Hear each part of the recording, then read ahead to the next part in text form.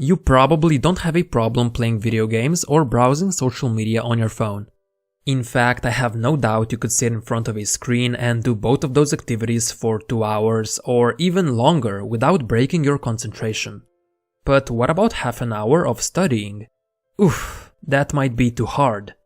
How about working on your side business for another hour? Doesn't sound too appealing. Even though you logically know that studying, exercising, building a business, or something equally productive will bring you more benefits in the long run, you still prefer watching TV, playing video games, and scrolling through social media. One might argue that it's obvious why. One activity is easy and doesn't require much effort, while the other activity is difficult and it requires you to apply yourself. But some people seem to have no problem studying, exercising, or working on their side projects regularly. Which begs the question, why are some people more motivated to tackle difficult things? And is there a way to make doing difficult things easy? To answer this question, we need to look at this brain neurotransmitter: dopamine. Dopamine is often considered a pleasure molecule. But that's not quite what it does. Dopamine is what makes us desire things, and it's that desire that gives us the motivation to get up and do stuff. If you're not sure how powerful dopamine is, let me introduce you to a few experiments neuroscientists did on rats. The researchers implanted electrodes in the brains of rats. Whenever the rat pulled a lever, the researchers stimulated the rat's reward system in the brain. The result was that the rats developed a craving so strong they kept pulling the lever over and over for hours. The rats would refuse to eat or even sleep. They would just keep pressing the lever until they would drop from exhaustion. But then the process was reversed. The researchers blocked the release of dopamine in the brain's reward center. As a result, rats became so lethargic that even getting up to get a drink of water was not worth the effort. They wouldn't eat, they didn't want to mate, they didn't crave anything at all. You could say that the rats lost all will to live. However, if food was placed directly in their mouths, the rats would still eat and enjoy the food. They just didn't have the motivation to get up and do it themselves. You would think that it's thirst or hunger that motivates us to get food or water. But there's also dopamine that plays a key role here. Those rat experiments might be extreme cases, but you can see similar effects dopamine has in humans and in our daily lives. In fact, your brain develops priorities in large part based on how much dopamine it's expecting to get. If an activity releases too little dopamine, you won't have much motivation to do it. But if an activity releases a lot of dopamine, you'll be motivated to repeat it over and over. So, which behaviors release dopamine? Any activity where you anticipate there's a potential reward releases it. But if you know there are no immediate rewards with the behavior, your brain won't release it. For example, before you eat comfort food, your brain releases dopamine because you anticipate that the food will make you feel good, even if it actually makes you feel worse. That's because your brain doesn't even care if the high dopamine activity is damaging to you. It just wants more of it. A stereotypical example would be someone who's a drug addict. He knows that what he's doing is not good for him, but all he wants is to get more of that drug. Besides getting you high, cocaine and heroin release unnatural amounts of dopamine, which in turn makes you crave them even more. Of course, it has to be noted that nearly everything releases some amount of dopamine. Even drinking water when you're thirsty does. But the highest dopamine release happens when you get a reward randomly. One such example is playing on a slot machine in a casino.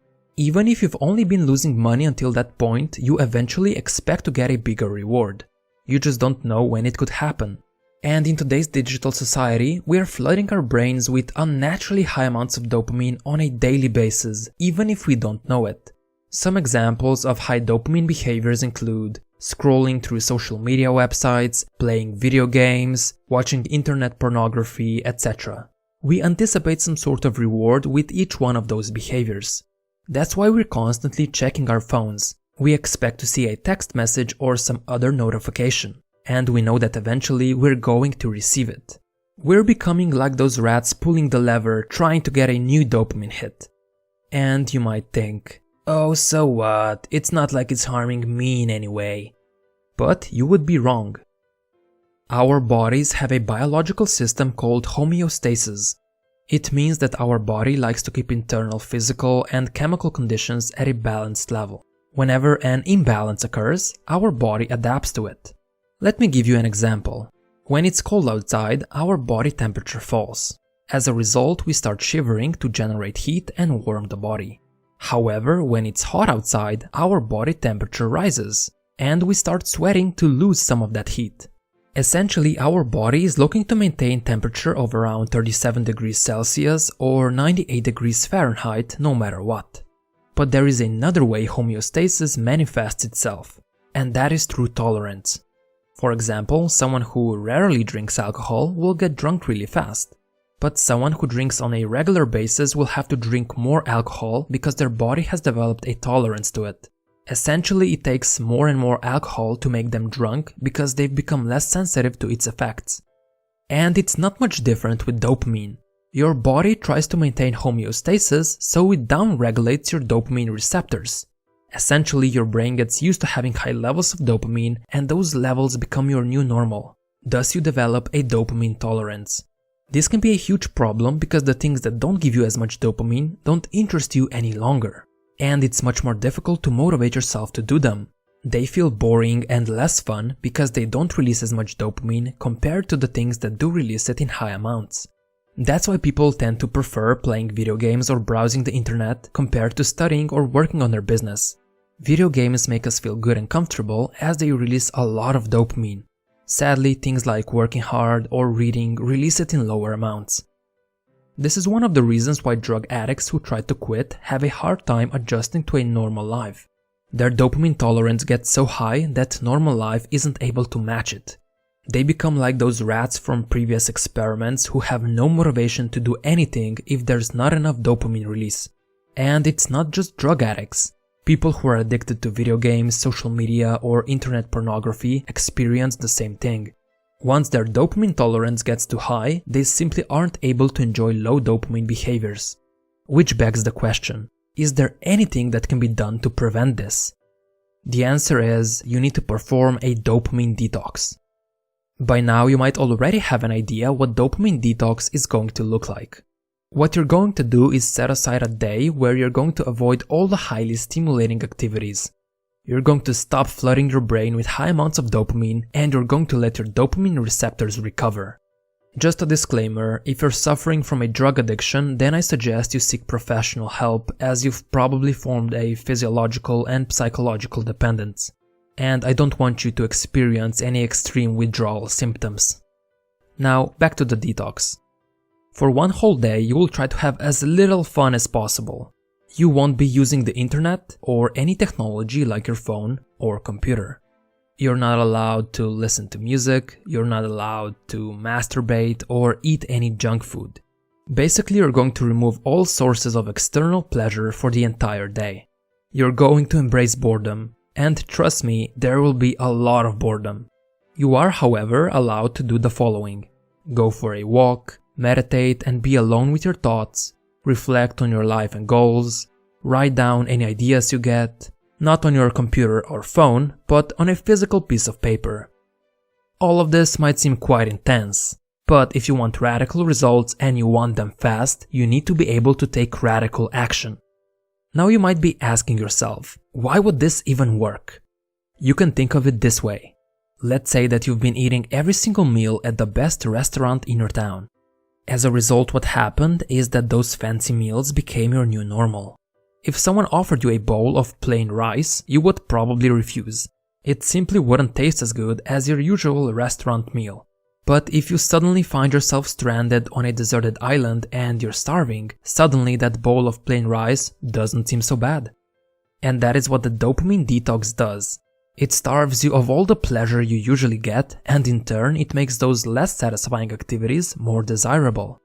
To put it simply, dopamine detox works because you become so bored that boring stuff becomes more fun. Now, if you don't want to take such extreme action and starve yourself of all the pleasure, you can perform a smaller dopamine detox. You're going to pick one day of the week where you're going to refrain from one of your high dopamine behaviors completely. Whatever that behavior might be. Maybe checking your phone all the time, playing video games on your computer, binge watching TV, eating junk food, watching internet pornography, whatever. And from now on, every single week for one whole day, you're going to avoid that activity. You can still do other things, but the behavior you pick is off limits. Yes, you will feel slightly bored, but that's the point. You want to let your dopamine receptors recover from the unnaturally high dopamine that's been flooding your brain. And boredom is going to propel you to do other things that day. Things that you would normally put off because they don't release as much dopamine. And because you're bored, it's easier for you to do them. Of course, avoiding high dopamine behavior once in a while is good. But ideally, you should avoid those behaviors altogether, or at least as much as possible. Instead, you want to connect more dopamine to the things that will actually benefit you. And what I found is that your current high dopamine activities can serve as an incentive to pursue things that actually give you those long-term benefits. In other words, you could use your high dopamine activity as a reward for completing difficult work. And this is exactly what I do myself. I track all the difficult, low dopamine work I do. Cleaning my apartment, practicing the piano, reading books, doing some sort of exercise, creating these videos, etc. After I'm able to get a certain amount of work done, I reward myself with some amount of high dopamine activity at the end of the day. The key words here are after and at the end of the day. If I indulge in high dopamine behavior first, then I'm not going to feel like doing the low dopamine work. I'm simply not going to be motivated enough. So I always start with the difficult things, only then I allow myself to indulge in high dopamine activities. To give you an example, for every completed hour of low dopamine work, I reward myself with 15 minutes of high dopamine behavior at the end of the day. That means that for 8 hours of low dopamine, I allow myself roughly 2 hours of high dopamine behavior. Of course, these are my ratios. You can tweak them to your liking. Also, it has to be noted that if you're addicted to something that's damaging to your health, then you don't want to treat that behavior as a reward. Instead, find a different reward that's not as damaging. One that you still think is worth the effort. And if you're wondering what my guilty pleasure is, it's the internet. I can easily get lost there for hours without doing anything else. That's why I have this system. It's so I'm able to control my addiction. But make no mistake, even with this system, I still plan days where I abstain from high dopamine activities completely. To conclude this video, I want to say that it is possible to make doing difficult things feel easier. But when your brain is getting so much dopamine all the time, you won't be as excited about working on something that doesn't release much of it.